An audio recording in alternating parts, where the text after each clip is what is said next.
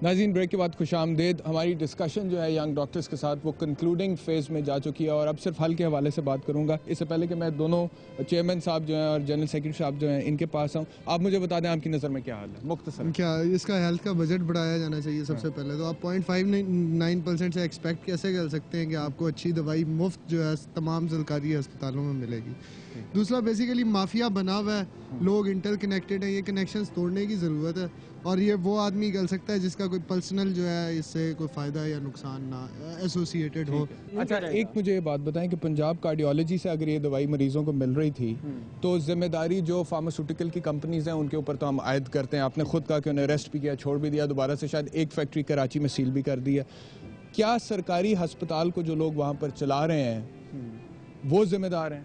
देखिए, जिम्मेदारी बिलवास्ता या बिला वास्ता किस पर आती है? हेड ऑफ द सूबा पे आती है, हेड ऑफ द प्रोविंस पे आती है, सूबे के वजीर आला पे आती है, क्योंकि डॉक्टर्स पे नहीं आती है। वहाँ पे बात सुने, बिला वास्ता जो है वो जिम्मेदारी आती है हमारे पास उस आदमी पर जिसने ये टेंडर मंजूर किया था। क्यों? क्योंकि उसके पास ये जिम्मेदारी थी कि वो पहले दवाइयाँ चेक करवाता और उसके बाद उनको देता। अब डॉक्टर्स की जिम्मेदारी तक आ जाते हैं। डॉक्टर्स का काम क्या है? डॉक्टर्स का काम यह है कि जो दवाइयाँ उनके पास मुहैया हैं वो उसको प्रिस्क्राइब करें ताकि लोग उसको इस्तेमाल कर सकें। बिकॉज पहले ये बात हो चुकी है कि जो दवाइयाँ आपके अस्पताल में मौजूद सरकारी, मैं डॉक्टर्स की सरकारी अस्पताल की जो इंतजामिया है जो दवाइयाँ वहाँ पर आने देती है उनकी बात कर रहा हूं। देखिए, इंतजामिया के पास कितने इख्तियारात हैं, जितने इख्तियारात हैं उनको हमें देखना चाहिए ना कि उनके पास कितने इख्तियारात थे, उसके अंदर किसने इंटरवीन करके उनसे ये मजबूरन ये। अच्छा डॉक्टर अल्लाह, मुझे ये बताएं कि सरकारी अस्पताल के अंदर एक गैर मेयारी दवाई आ रही है, एमएस जिम्मेदार है, सेक्रेटरी हेल्थ जिम्मेदार है, चीफ एग्जीक्यूटिव जिम्मेदार है?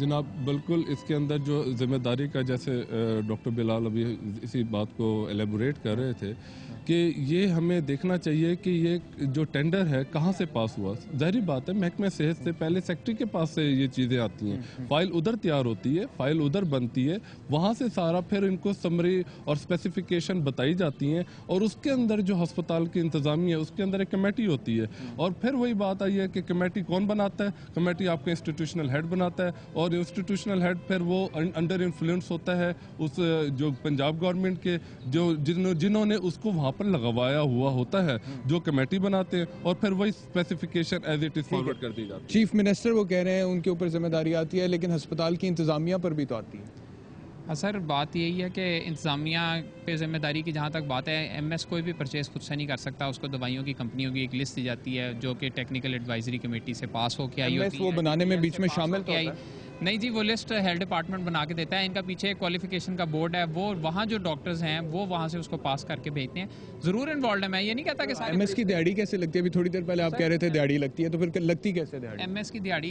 और एमएस फरिश्ता है, उसकी कोई गलती नहीं है, वो इन्वॉल्व नहीं होता। मैं ये नहीं कह रहा कि फरिश्ता तो यहाँ कोई भी नहीं है, मगर बात वही आती है कि जो एमएस के हवाले से आप बात कर रहे हैं, एमएस के जो जितना ताल्लुक है परचेज के अंदर, वो कुछ लेवल तक तो कर सकता है। मतलब जो छोटे लेवल की जो परचेजेज हैं, लोकल परचेजेज और इन चीज़ों में तो वो अपनी मर्जी से खरीद सकता है। बाकी जो बल्क परचेज है, जिस तरह ये बल्क परचेज थी, उसके अंदर उसका लेना देना नहीं है। ठीक है, बहुत शुक्रिया डॉक्टर सलमान आपका, डॉक्टर तलहा शेरवानी आपका बहुत शुक्रिया, दीगर जो यंग डॉक्टर्स हमारे साथ यहाँ पर मौजूद थे उनका बहुत शुक्रिया। नाजरीन, आपने देखा कि आज के प्रोग्राम में हमने यंग डॉक्टर्स की ज़ुबानी ये सारे का सारा जो मुद्दा है गैर मेयारी अद्वियात का, वो आपके सामने पेश किया। इनके जो तहफ़्फ़ुज़ात हैं, इनके जो ख़यालात हैं इस निज़ाम के हवाले से, सरकारी अस्पतालों के हवाले से, सरबराहन की तैनाती के हवाले से, मेरिट के हवाले से, वो सारे के सारे इन्होंने ख़ुद आपके सामने बयान किए। अब फ़ैसला आप लोगों ने करना है। मैं सिर्फ इतना कहूँगा कि अभी पंजाब इंस्टीट्यूट ऑफ कार्डियोलॉजी का एक मामला हमारे सामने आया है। सारे सरकारी अस्पतालों में इस तरह से बहुत सारे मसाइल हैं और सिर्फ एक मामला सामने आ देने से या इंडिपेंडेंट इंक्वायरी उसमें करा देने से मामला हल नहीं होगा। आपको हंगामी बुनियादों पर इसके लिए कोई हिकमत अमली बनानी पड़ेगी जिससे आप तमाम सरकारी अस्पतालों में अद्वियात का जायज़ा ले सकें, उनको मॉनिटर करें और फिर उनकी अवेलेबिलिटी को इंश्योर करें।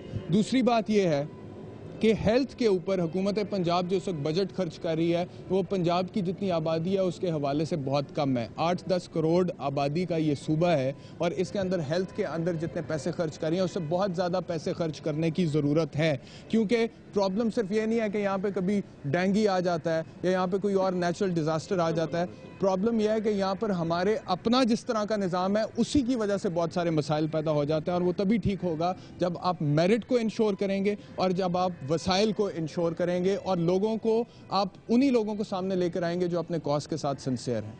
इसी नोट पर एहतिशाम अमीरुद्दीन को प्रोग्राम से इजाज़त दीजिए। अल्लाह हाफ़िज़।